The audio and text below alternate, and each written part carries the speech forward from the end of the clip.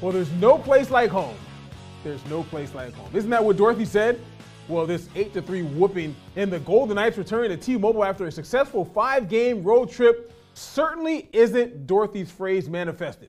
Premier Vegas Sports, I'm Bryan Salmond, and this is the man, the myth, the legend, Mr. Michael Buffer.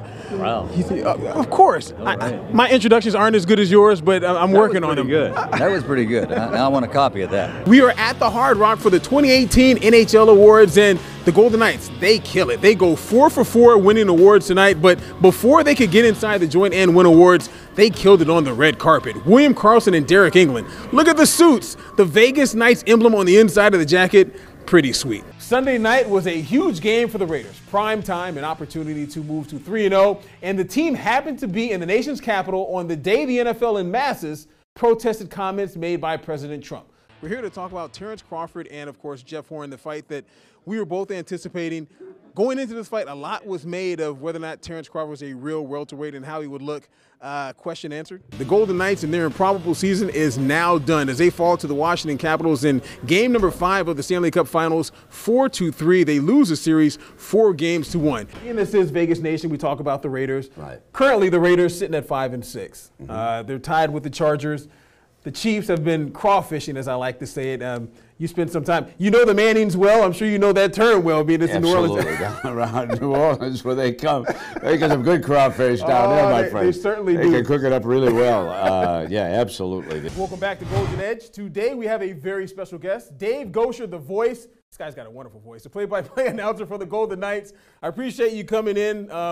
First things first, the Golden Knights, 7-1, the best start of any expansion team in the history of the NHL.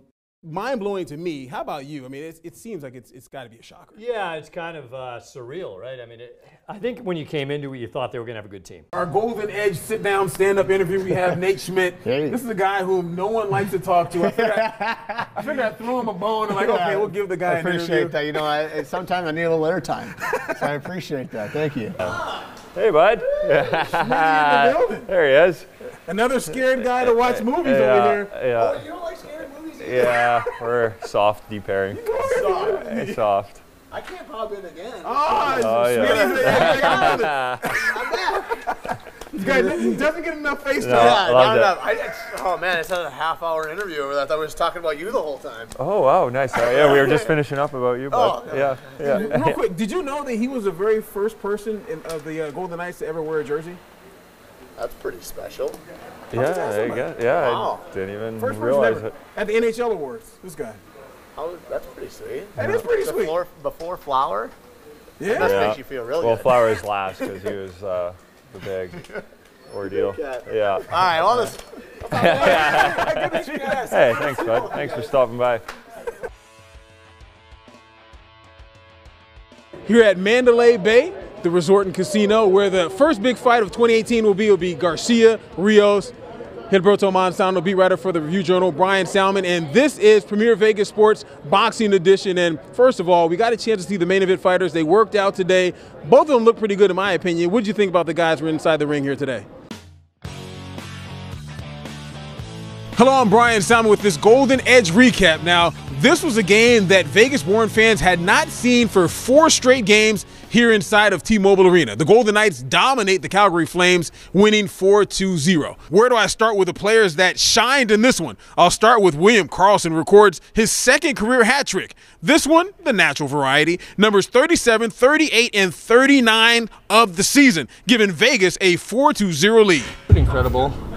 Something you dream about growing up, especially playing in the NHL too. So it's the second time now, and it felt as great as the first time. But if you're talking about the catalyst for all the action, you've got to bring up the forward, Ryan Reaves, and his huge hit. I'm talking Donald Trump, huge. Then Reaves lets Flames player Garnett Hathaway know he can get these hands if he really wants them, to which he declined. No one wants to drop the gloves against Reaves.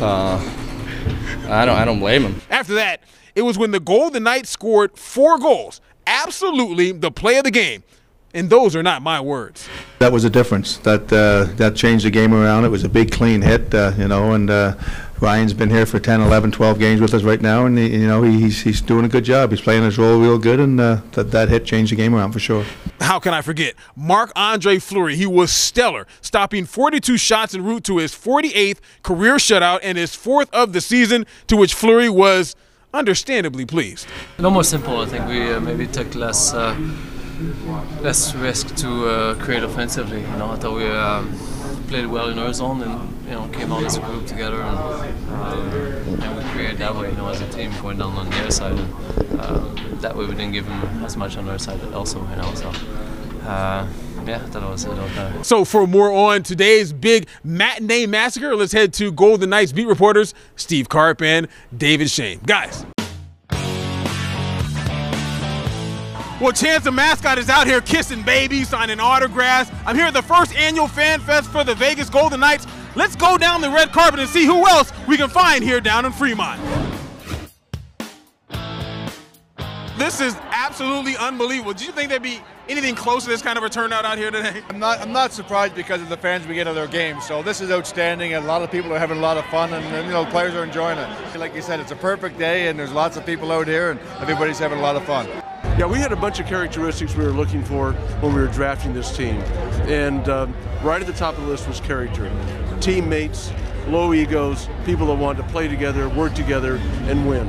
And that's all this team is about. It's about winning. What's going on? Yo, you're loving life right now. This is great. Come on now.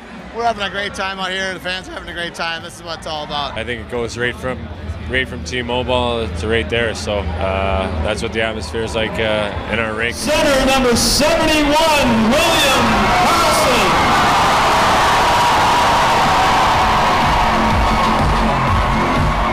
Wildest dreams, could you imagine you would have this kind of support? I don't think it would have thought it would have caught on that quick, and the passion of the people, it's just been amazing all year long. To think that there was never a team here, it's like unbelievable. Like, it looks like we've been in the league for like 50 years.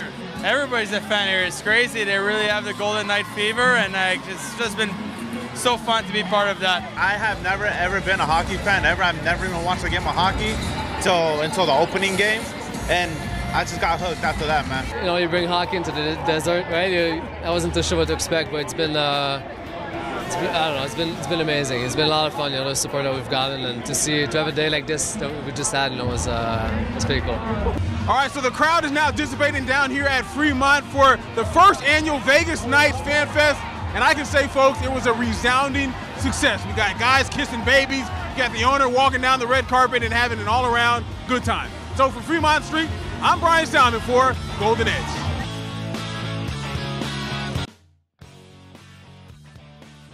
The Golden Knights left for a holiday break on a 4-game winning streak and tied with the LA Kings for first place in the Pacific Division. So how did they return? Well, they returned with a bang, beating Anaheim 4-1, making Vegas 3-0, undefeated versus the Ducks this season, showing no respect to the storied franchise. Where's the 5 fingers? Say to the face! What? Slap! Nah, very funny, but that is an interesting fun fact. So let's keep that theme. I have a few, of course, myself. Now, with the win, the Golden Knights improved to 24 wins on the season. That's just in 35 games. Now, here's some perspective. The most wins by an expansion team in the history of the NHL is 33 games. I believe the Golden Knights will eclipse that. I believe, I believe, I believe, I believe, I believe, I believe, I believe, I believe, I believe. Hey! Well, that's pretty remarkable if you consider the Golden Knights were prognosticated to do horribly in their inaugural season. Their unimaginable odds to make the playoffs were 300-1. First of all, you're throwing too many big words at me. Okay, now, because I don't understand them, I'm going to take them as disrespect. Watch your mouth. Both of y'all. Was it disrespectful how the Bruins let Malcolm Subban go? Well, he was unprotected and scooped up by Vegas, and tonight, all the Knights' backup goalie did was have a Herculean effort, stopping 27 shots, improving to 9-2 on the season. Oh, Hercules, Hercules, Hercules. What? Well, you think that's good. How about the Golden Knights improving to 10-1 versus the Pacific Division? That's impressive. Almost as impressive as the revenge tour the Knights have been on. James Neal scoring and beating his former team in Nashville. Marc-Andre Fleury stoning and beating his former team, the Pittsburgh Penguins. And tonight, Shea Theodore, a huge goal versus the team he came to Vegas from. Definitely a bunch of guys feeling real good about themselves at game's end. I can't help it that I look good, smell good, woo, can dance all night long. I can't help it. Maybe not that good, but I get your point. Woo! And hopefully you get our Golden Edge fun facts. I'm Bryan Salmond.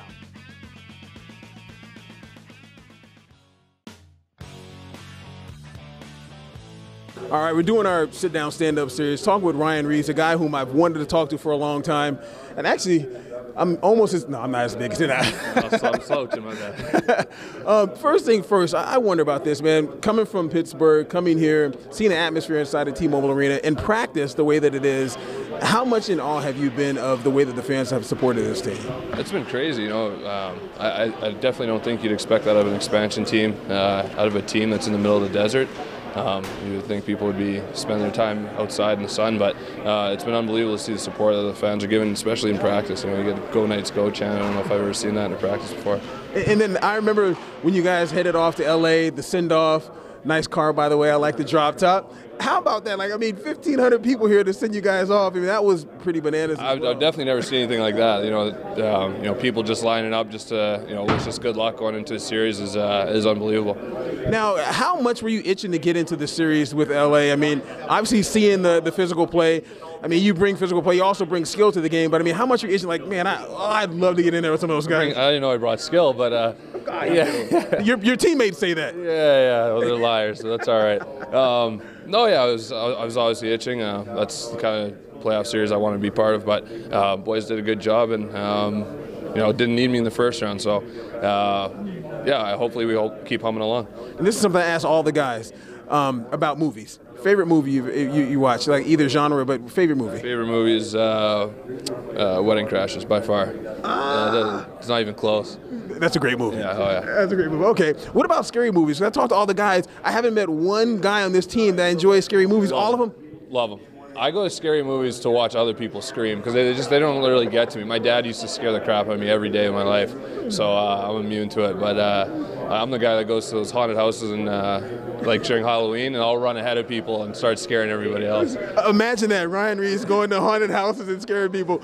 Now, your background, like family background, football, right? Yeah. So how do you, I guess, have you translated football into, I guess, is that physical play? Is that kind of how this comes? Me on the ice? If they gave me a ball, I'd be right at home just running around out there. But I think a lot of my physical play comes from football. My dad was a powerful runner, and he definitely taught me how to hit when I was younger. He didn't like me dancing through anybody. He always wanted me to go through with somebody. So I think I kind of just take that onto the ice with me. Now, if you were to tell a kid how to try to advise them to get to the NHL, I guess, what would your thoughts or what would your words be to a kid if you're trying to tell them, like, hey, this is your path, or this is a way that you can make it to where I'm at?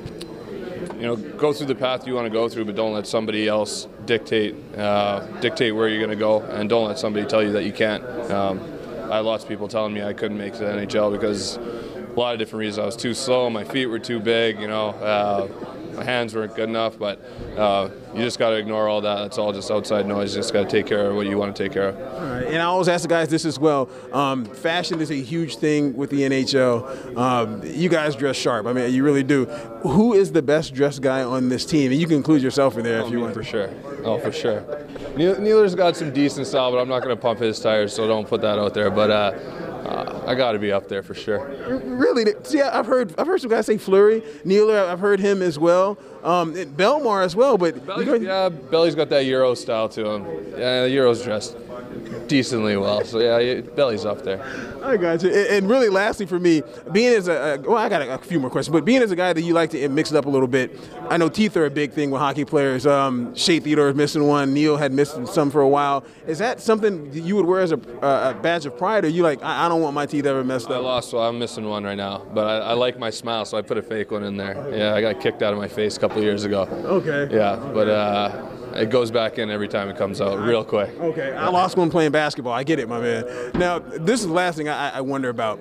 How cool is it to know that like guys like they don't want to drop gloves with you? I remember asking a lot of your teammates about that. How players just like, nah, I'm good. I don't want a part of that right now. I mean, it's good and bad. I mean, it's tough to find a fight these days, but I guess it's good that everybody's scared of me, I guess. I mean, I guess we'll put it like that, but yeah, I mean, I wouldn't mind a fight here and there. You got to keep up on the skills, right?